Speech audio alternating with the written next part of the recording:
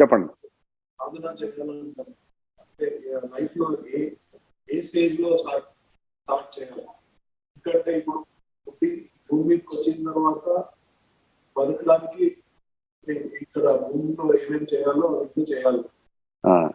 కానీ అవి చేయకుండా అదంతా కూడా ఏంటంటే మన యొక్క ఇండివిజువల్ వీక్నెస్ ని బట్టి అలా స్టేట్మెంట్స్ అనుకుంటున్నాం.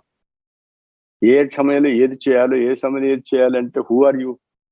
Something is done by something.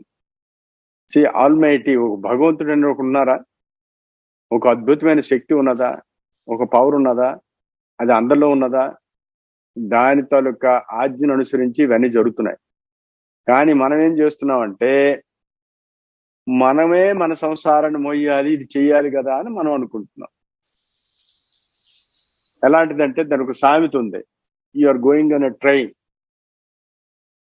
ఏంటి ఆ ట్రైన్ లో వెళ్తూ వెళ్తూ మీ లగేజ్ ఉంది ఏంటి, ఆ లగేజీ మీరు ట్రైన్ లో పెట్టడం మానేసి మీరు ఆ ట్రైన్ లో కూడా నెత్తి మీద పెట్టుకుంటున్నాం మనం.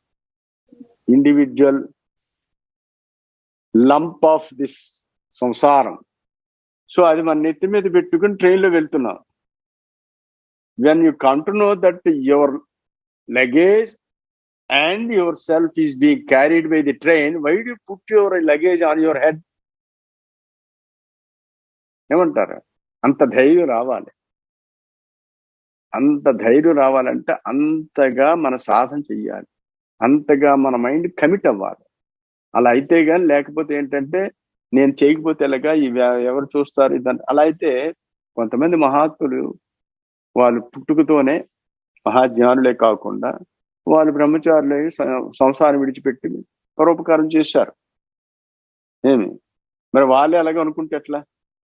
ఇప్పుడు శంకరాచార్యులు వారు ఉన్నారు. శంకరాచార్యులు వారు సన్యాసం తీసుకున్నారు. అయినప్పటికీ గృహస్థ ధర్మం పాటిస్తూ తల్లి ఆజ్ఞను అనుసరించి ఆమె పెర్మిషన్ తీసుకుని సన్యాసం తీసుకున్నారు. ఏంటి అక్కడే నేను పెళ్లి చేసుకోకపోతే ఎలాగా, లేకపోతే పిల్లలు కనకపోతే ఎలాగా అని ఆయన అనుకున్నారేంటి? సో మన యొక్క with standing to the society, to the creation, according to the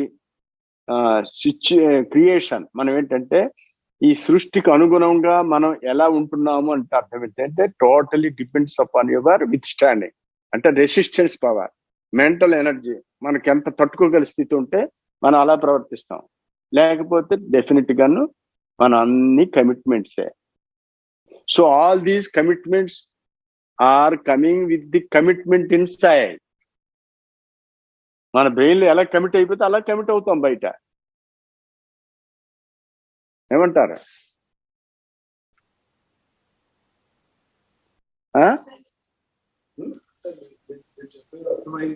అర్థమైందా?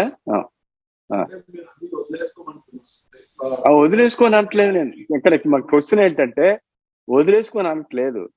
మీరు వదిలేసుకోవలసిందే లోపల, బయట కాదు.